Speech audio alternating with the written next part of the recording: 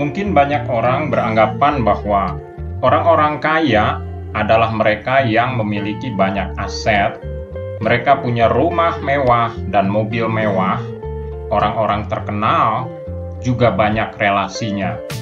Dan lebih dari itu, sepertinya mereka juga tidak punya hutang. Apakah benar demikian? Enggak juga tuh.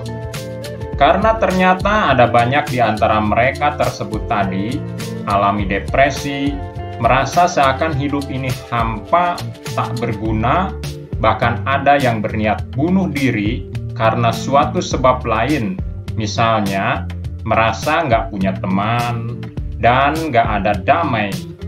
Pahamilah bahwa definisi arti kaya itu relatif. Kalau diukur secara jumlah keuangan, maka arti kaya adalah punya banyak uang, relatif lebih banyak dari jumlah standar orang lainnya. Boleh jadi, ada banyak orang punya uang sudah di atas standar kebutuhan hidupnya. Semua serba cukup, sehingga mereka digolongkan sebagai orang-orang kaya. Jika uangnya yang semakin banyak, sebaiknya untuk apa lagi ya?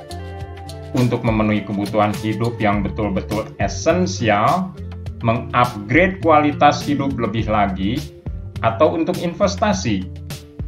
Tingkat selebihnya dari kaya adalah semakin kaya, betul?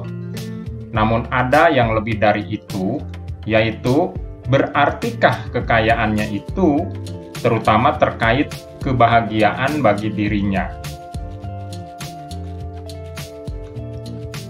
Mungkin ada banyak orang terlihat kaya. Apakah sesungguhnya mereka benar-benar kaya? Timbul pertanyaan nih, mana yang lebih banyak? Orang-orang kaya atau orang-orang yang terlihat kaya?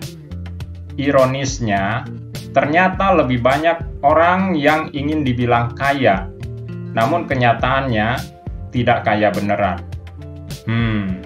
Gimana tuh? Orang dibilang kaya oleh orang lain tentu menyenangkan ya. Orang berpenampilan kaya belum tentu dia kaya beneran loh. Kejujuran di hatinya akan menjawab yang sebenarnya. Mungkin ada banyak pendefinisian arti kaya ya, tapi sejujurnya orang kaya dapat dirasakan di hatinya. Kekayaan yang bersih adalah menikmati dan bebas dari hutang. Dalam memahami arti kaya, sepertinya ada baiknya memahami psikologi finance, yaitu salah satu cabang keilmuan psikologi tentang bagaimana mengatur kondisi finansial, yang salah satunya dipengaruhi oleh emosi.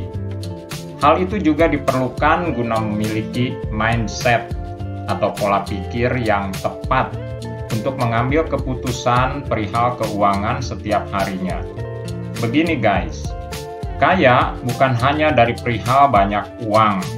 Misalnya, ada orang tiba-tiba dapat banyak uang, tetapi karena mindsetnya miskin, maka ia jadi miskin lagi. Nah, dari hal ini pun dapat kita pahami ya guys, bahwa ternyata untuk jadi kaya perlu belajar jadi kaya. Pemahaman kaya yang benar kira-kira seperti berikut. Semua kebutuhan dasar sudah terpenuhi. Punya relasi atau hubungan pertemanan yang baik. Punya proteksi hidup yang oke, seperti asuransi misalnya. Punya dana cadangan yang lebih dari cukup. Orang ini merasa happy, sehat, dan produktif. Apa selanjutnya? Tentu banyak hal bisa dilakukan lagi, seperti menolong orang, mengedukasi orang, sehingga orang lain pun bisa beroleh manfaat dari keberadaannya. Itulah satu tahapan arti kaya, yaitu bukan lagi mikirin diri sendiri atau keluarga sendiri, melainkan sudah menjangkau, menolong, dan membahagiakan orang lain. Bagaimana cara yang baik untuk menjadi kaya? Itu relatif ya. Contoh, banyak orang bekerja di luar negeri, di Amerika misalnya, sebagai dishwasher, tukang cuci piring yang bergaji 1.700 US dollar, atau waiter di restoran yang bergaji hingga 3.000 US dollar per bulan. Mereka dapat menabung dan transfer uang ke Indonesia sekitar 25 hingga 45 juta per bulan, atau 300 hingga 500 juta rupiah per tahun. 5 tahun di USA saja, pulang ke Indonesia punya banyak uang, rumah, dan mobil baru, dan bisa juga merintis usaha. Mereka kaya? Ya, banyak uangnya dan berhasil secara uang. Namun ada yang perlu dipahami, bagaimana dengan uang tersebut? Uang bisa cepat habis jika tidak tahu cara mengelolanya. Menjadi kaya beneran agaknya perlu juga belajar memahami personal finance, yang bukan sekedar banyak uang pribadi, tetapi lebih lagi yaitu mencapai konsep, strategi keuangan, hingga membaca laporan keuangan. Hal itu penting karena mengarah kepada strategi investasi, seperti properti, saham, obligasi, reksadana, dan sebagainya. Orang kaya beneran umumnya paham tentang diversifikasi, yaitu memiliki pemahaman aset beragam dengan profil risikonya. Contoh sederhana guys, mana yang lebih banyak berkembang? Nabung di deposito atau di beberapa aset tanah atau rumah? Maksud pemahaman ini adalah supaya menjadi lebih bijak mengelola keuangan, yaitu dengan menabung dalam bentuk investasi.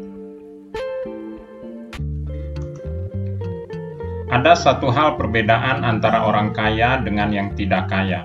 Wah, apalagi nih? Agaknya menarik ya. Dalam hal apa? Yaitu merencanakan hidup. Orang kaya pasti ada yang namanya merencanakan hidup. Bagaimana cara orang kaya merencanakan hidup? Mereka berkonsep dengan waktu 5, 10, hingga 30 tahun ke depan. Bukan hanya masalah duit yang dipertimbangkan, tapi juga banyak hal, bahkan hingga keamanan hidup di daerahnya. Dari situ saja bisa dibedakan, yaitu soal mindset.